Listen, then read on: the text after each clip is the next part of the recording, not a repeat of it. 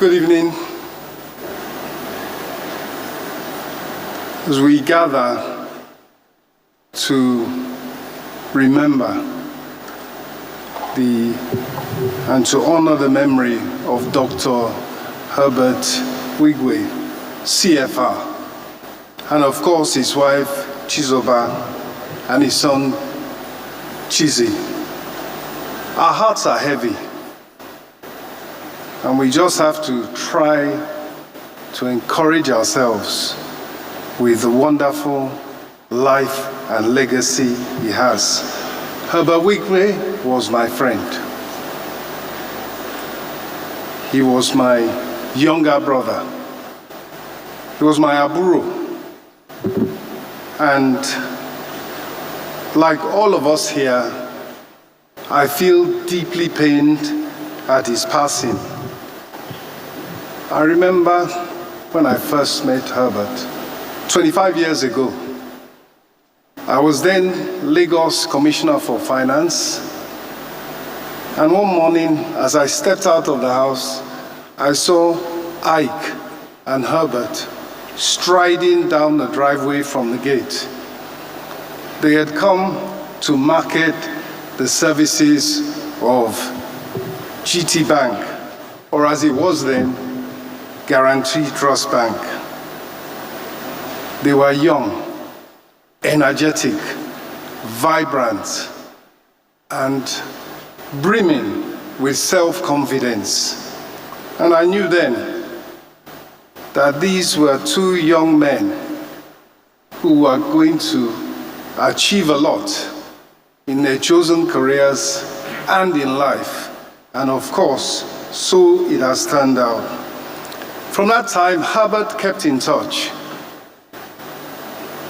From time to time, he would come by and we would sit in the study and basically go over the issues of the moment.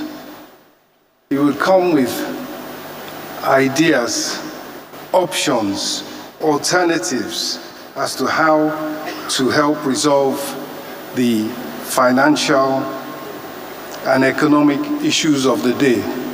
And Herbert was so full of knowledge, so full of ideas.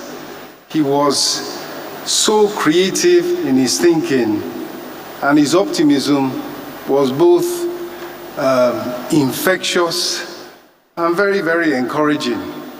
So when Herbert took over the reins of Access Bank, he kept in touch still, despite the huge amount of work he had, because as we all know, the international presence of Access Group today is the result of the relentless, the tireless work that Herbert and indeed his entire team put in. But despite that, he still had time for philanthropy.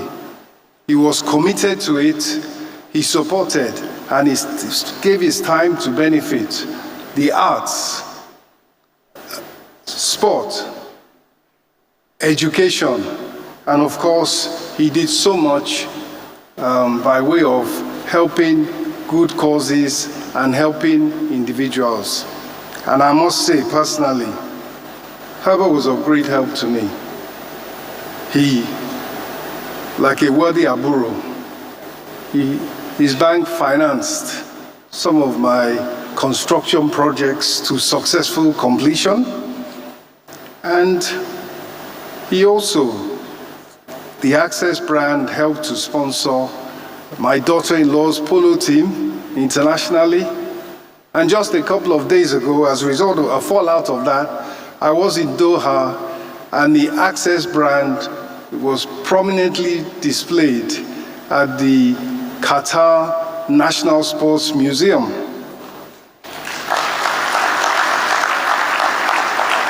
But you know, above all, Herbert gave me his time and his thinking.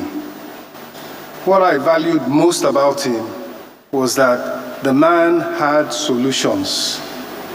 He was never at a loss.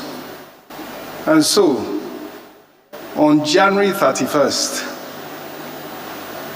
I got speaking to Herbert, as we normally did, very late at night, that January 31st, at midnight, I told Herbert what I had on my mind relating to the issues of the day.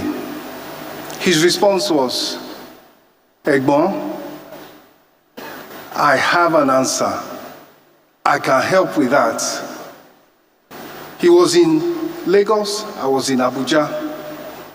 He said, "I will come to see you in Abuja at 8 a.m. this very morning," because by then, of course, it was after midnight. And true enough, at 8 a.m. or thereabouts, we sat together and we shook hands on a number of initiatives that he would undertake with others to help resolve one or two things about the Nigerian economy. That was the last time that I spoke to Herbert. We all know what happened subsequently. And so, we are all missing Herbert. But you can imagine how much I felt suddenly without such a strong pillar of support, which he was throughout the time that I knew him. In closing, let me offer my deepest condolences to Tochi, David, Hannah, Okachi, and indeed all the families of those who lost their lives in a tragic accident. Thank you.